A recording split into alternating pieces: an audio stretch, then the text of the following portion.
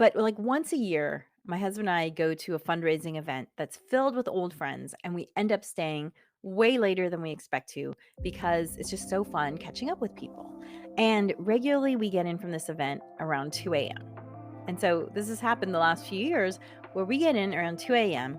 and I'm standing there in front of the sink washing my face, sort of just shocked, looking shell shocked that I'm doing this because really all I want to do is be in bed. And yet I can't seem to stop myself from going through my evening ritual of my face routine. On today's Harness the Power of Planning podcast, I talk about habit formation and if the apps that help you gamify it actually work. All this on the Harness the Power of Planning podcast, starting. Happy Thursday. I'm Allegra with Beyond Your Wildest Dreams. So happy to be here with you today. And today I am back home in Los Angeles.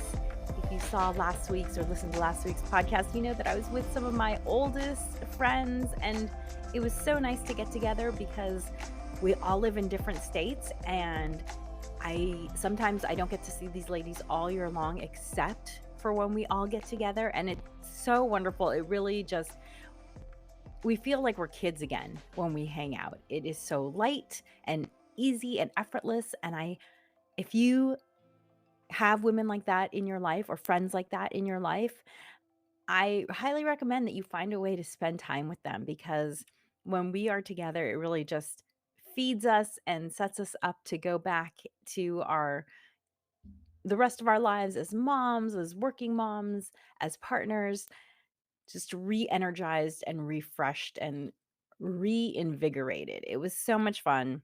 But it was also the best of both worlds because I felt ready to come home when the time was winding down. So I don't know if you've ever felt this way where you go on vacation and you think to yourself, "Oh, that was too short. I really could have used a couple more days." Versus when you go for long enough that you think to yourself, "You know what? I'm ready to get home." And that's what was really nice about being gone for I was gone for 11 days, but there was quite a bit of travel in there. So I was gone for 11 days, and definitely the last 2 days, I was ready to get home. I was starting to think about missing my family and those sorts of things, and it was wonderful to have that time to rejuvenate, but then to come home and be like, "Okay, I'm ready to be here. This is where I wanna be." That's the best of both worlds, don't you think? So I am Allegra with Beyond Your Wildest Dreams. If it's your first time joining me, then you know that I am all about helping you prioritize yourself and your goals by harnessing the power of planning, which is why my podcast is called Harness the Power of Planning. And if you're watching me live on YouTube or wherever you're watching live, hi, thank you for joining. Feel free to chat. I do see those chats. Hello, Daniel. And if you are watching the recording, feel free to chat then too, because guess what? I will also see those and I will also respond to those if you have a question. But here is the bouquet of books that my co author and I, Natasha, wrote. Natasha is often on this podcast with me. And all four of our books are workbooks. They're designed to help you prioritize yourself and your goals. That's why we say that's our mission, to help you prioritize yourself and your goals by harnessing the power of planning. So each of these four books will help you to harness the power of planning in a different way. If you don't know where to start, I suggest you start with 3, 2, 1, done. This is our quick win. Literally, you will do this 45-minute workbook. You see it's super short.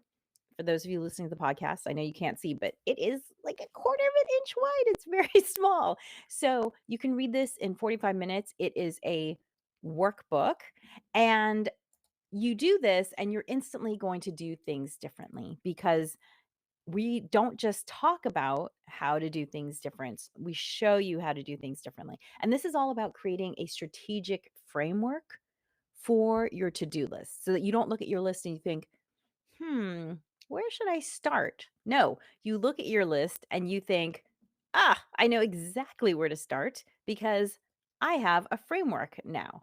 And you can actually find our books at tinyurl.com/BYWD books. And I can't find the exact URL for this book, but here's a URL for one of the other books, and it will take you where you can see all of our books. I have to change the URLs. So this is the quick win. The book that you see on the screen now with the QR code is called Rock Your Morning: 3 Simple Steps to Take Control of Your Morning. This is book 2. So you start here, bada bing, bada bang. The yellow book is step 2. And this is all about cultivating a space to take care of your needs so that you can show up as your best self in all parts of your life. It's all about creating a morning ritual. There's a ton of science behind the benefits of creating a morning ritual. And I'm not being hyperbolic when I say that my morning ritual is what keeps me sane and happy and motivated. And I did it this morning. I do it every morning. I don't always do it perfectly. It's not about doing perfectly, right? It's not about drinking whatever, 64 ounces of water or 60, maybe you should go higher than that. Let's say 70 ounces. It's not about drinking 70 ounces of water every day. It's about drinking, maybe some days 69 ounces and some days 73 ounces and some days 60 ounces. But it evens out. Maybe water wasn't the best analogy for this because you do need your water. But you know what I mean? Let's talk about 10,000 steps, okay? Some days I do 15,000 and some days I do 9,000, and it all evens out, and that's what's great. And same thing with the morning ritual. I don't do it perfectly every day, but I do some of it every day. Even when I'm on vacation, even when things are nutty, like I came back to a sick kid. My kiddo has been unwell off and on, and we thought she had kicked it when I was leaving, and then she went back to school and she relapsed. And so my first day back, my feet had been on the ground less than 8 hours. And as soon as I could, I called the doctor and said, "Can I get an appointment today?" Because that was the kind of day it was. But I still fit in the things I needed to do so that I felt taken care of. Because when you start your day and you feel like you're being attacked by your day, that's just not a good feeling. It puts you on the defensive. Whereas having a morning ritual puts you on the offensive, which is why I think it's so important. So let's get started with the podcast: gamification of habit formation. So in our books, we talk a lot about habit formation because ultimately, the best way to ensure that you're living the life that you want to live is by taking the daily activities that you want to engage in and making them habits. Why is that? Well, your brain uses a lot of energy. The weight of your brain is about 2% of your body weight. And yet, the energy that your brain takes up is 20% of your energy. That's right. So it's 2% of your weight, but it uses 20% of your energy. So 10 times more than the size of your body that it takes up is what it uses. Because it is such an energy sucker, the brain is constantly looking for ways to save energy because we're feast and famine animals. Our brain, look, our lives have changed a lot in the last 100 years. And by ours, I'm saying those of you listening to the podcast, those of us who have a device in our pocket, our lives have changed a lot compared to our grandparents' lives or our great grandparents' lives. However, our programming, our DNA, that has not changed. Therefore, we have the DNA of people who are feast and famine animals. And I was an anthropology major, so this is something that I studied a lot in college. So we are designed to save calories whenever we can. And because of this, because of the fact that our brain uses so many calories, it's constantly looking for ways to save calories. And the way it does this is by creating habits. Because when you do something habitually, it means you are in saving calorie mode. Now, we all have habits. You either get up in the morning and drink that glass of water, or you get up in the morning and hit the snooze button so you can go back to bed. They're both habits, but one of them is a habit that is probably helping you a little bit more because you're getting hydrated right away, versus the other habit, which is causing you to delay getting out of bed. And let me tell you, when you hit that snooze button, those whatever, 8 minutes of sleep, however long your snooze works, they're never worth what you got out of them because you can't actually complete any sort of sleep cycle in that amount of time. So you're not actually going to feel more rested. So the question is, are your habits serving you? And only you can decide if they're serving you because you know a habit is serving you when it's helping you move forward on something you want to accomplish, whether it's getting in more exercise or making an early morning phone call to somebody. It could be a friend, it could be a business associate. It doesn't matter. If it's something that you want to be doing, then yay, it's a habit that is serving you. But if it's a habit that's delaying you from doing the things that you want to be doing, then I would suggest that you need to get a new habit. Okay. So we talk a lot about habit formation in all of our workbooks, but especially in Morning Ritual, we talk about it. And once something becomes a habit, you know it's a habit because it's actually easier to do it than to not do it. And this was a really fascinating thing for me to realize because I realized that I had created a habit of washing my face at night when I came home. So I usually go to bed pretty early, 9:30, 10 o'clock, sometimes even 9 o'clock. And but, like, once a year, my husband and I go to a fundraising event that's filled with old friends, and we end up staying way later than we expect to because it's just so fun catching up with people. And regularly, we get in from this event around 2 a.m. And so this has happened the last few years where we get in around 2 a.m. and I'm standing there in front of the sink washing my face, sort of just shocked, looking shell shocked that I'm doing this because really all I want to do is be in bed. And yet I can't seem to stop myself from going through my evening ritual of my face routine. And if you're curious about my face routine, look at earlier podcasts, look at the YouTube channel because I've done my full face routine as a podcast, my morning routine at least. So, definitely I knew it was a habit at that moment because it was like I couldn't stop myself from doing it. Another thing that happened was when I needed to go into the kitchen to grab something. It was early in the morning. I needed to go in the kitchen to grab something. But instead of grabbing the thing I needed to grab, I actually started doing the part of my morning ritual that takes place in the kitchen, which is unloading the dishes, making my warm lemon water, taking a couple of supplements, that sort of thing. And then I walked back into my bedroom, and when I was back in my bedroom, I realized, "Oh, shoot, I forgot the stepladder was the thing I needed. I forgot to grab the stepladder." And I forgot to grab the stepladder because my brain had instantly gone into habit mode. Because in the morning, when I step into the kitchen, my brain knows I do these things. So, we talk about habit formation in our morning ritual book. And here's the thing with the habit formation that tends to kind of bum people out a little bit, which is that it can take longer than you expect. The old way of thinking used to say that like 21 days or 24 days and you can have a new habit. The new science has shown that it could take more like 2 to 3 months to establish a habit. We're all different. So the numbers are, they're a little smushy in there, right? However, the new science also shows something that is fascinating, which is the more fun you make the thing that you're trying to do, the more quickly it becomes a habit because when something's fun, it releases these chemicals in your brain called dopamine. Well, many chemicals, but dopamine. And dopamine is actually like your brain's save button.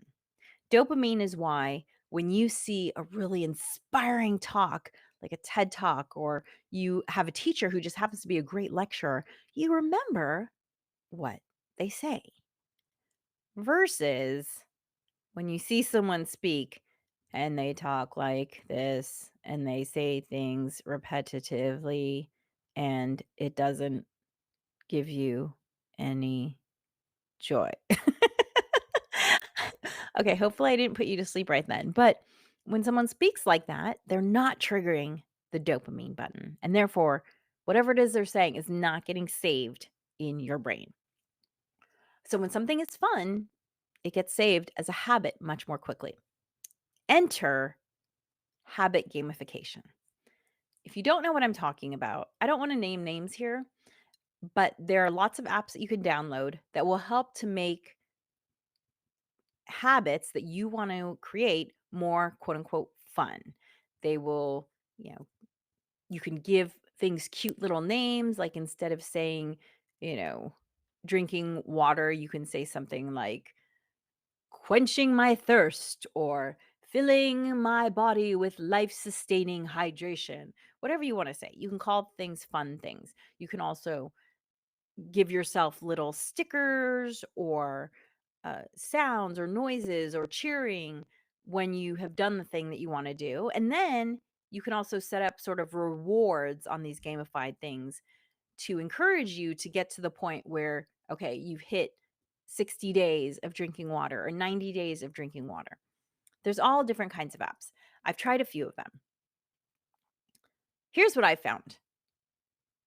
I'm not motivated by those apps. Now, I like them in some ways because they help me track things that I would ordinarily track in my planner. So just let me hold it up really quick. Here's the planner that I've been using for about 10 years.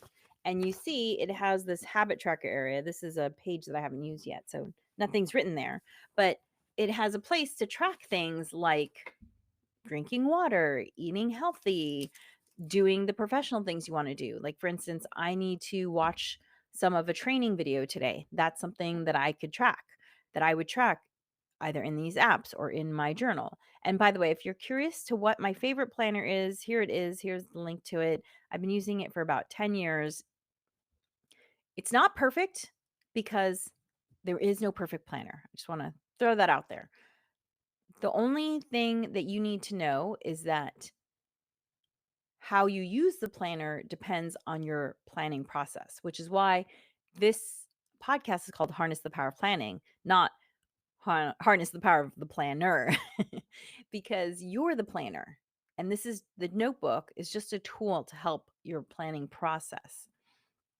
So, gamified apps, I like them at first because they help me to more easily track things than using a paper planner. And I mean, I guess more easily that's relative because really it's just a click instead of a check mark in my paper planner. So that's not necessarily easier per se, but the idea is that it can be easier. When I start using these apps, I usually do enjoy them at first because it's a way to aggregate a bunch of things, like often, let's say health things. So, okay, check off. I ate like an app I used recently. I was able to check off different vegetables that I'd eaten throughout the day. Okay, great. I've eaten cruciferous vegetables. Great. I had some legumes today. Great. I ate an apple first thing in the morning. That was that was cool because it reminded me to do those things, but the gamified process itself was not something that I looked forward to because in a lot of ways, guess what? It was just another thing to do. I also did another app that was way more gamified than the one I was just describing. Like literally you named your quests. So like let's say you have a quest to exercise 3 times a week. You would give that a name, and it was almost like you were on a journey to slay a dragon sort of thing, so it was way more gamified. And that one actually I didn't spend really any time with because setting it up took too much so much time that I wasn't enjoying the process. So here's my thought on gamified apps. I think whether or not it makes it more fun for you is really up to you.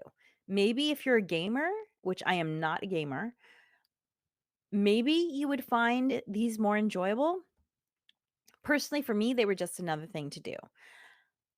What I did like about them, at least at first, was that they were a reminder to do these things.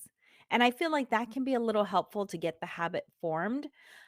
But ultimately, what really keeps a habit going is when you start to see the benefits of doing the thing.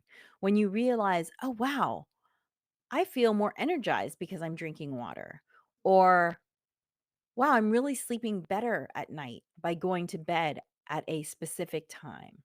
Or I'm noticing a difference because the supplements have finally hit your bloodstream. You know, it takes a little while sometimes to load up your bloodstream with enough of the supplements for you to feel a difference.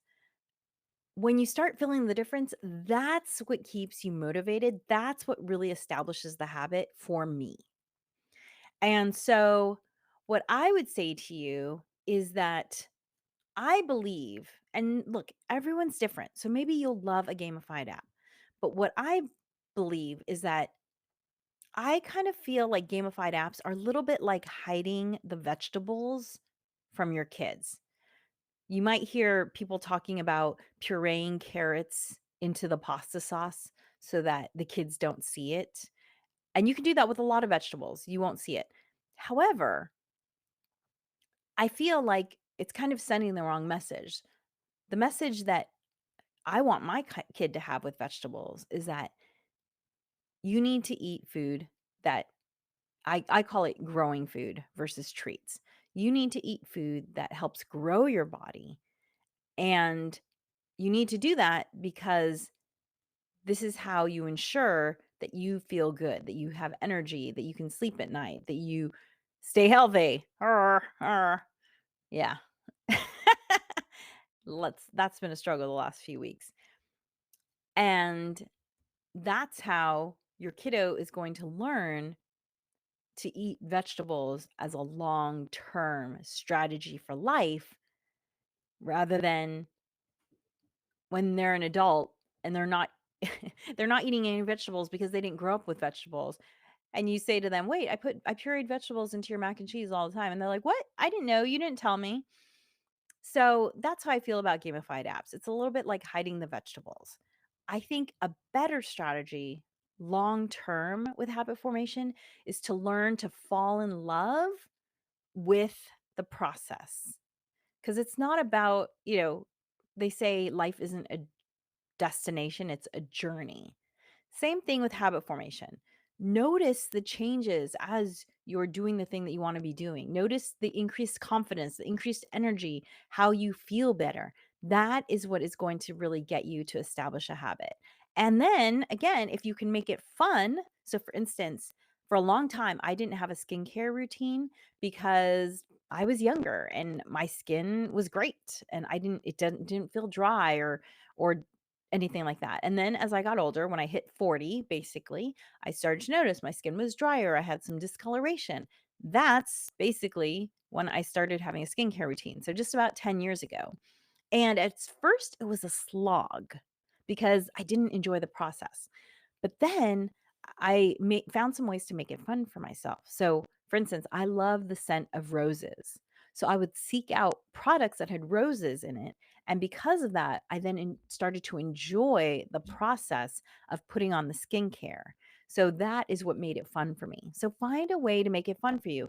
If you don't love the taste of water, maybe you like the taste of lemon water or lime water, and that can make it more fun for you. Or you get a fun glass. See this fun little glass? It looks like there's a ring on here. This makes it fun to take a drink because I love interacting with this glass. So instead of using gamified apps, I would suggest finding ways to make the activity fun for yourself so that you want to establish the habit faster. So thank you so much for joining me today. If you want to take your planning skills to the next level, consider taking the Harness the Power of Planning workshop. It's available on demand at tinyurl.com/HPOP on demand, all one word. That's tinyurl.com/HPOP on demand. We'll show you how to plan your day, your week, your month, your year, your life, and help you to start prioritizing yourself and your goals right now. Dream wild, wild dreamers. Thanks for joining us for the Harness the Power of Planning podcast. Be sure to like and subscribe wherever you listen.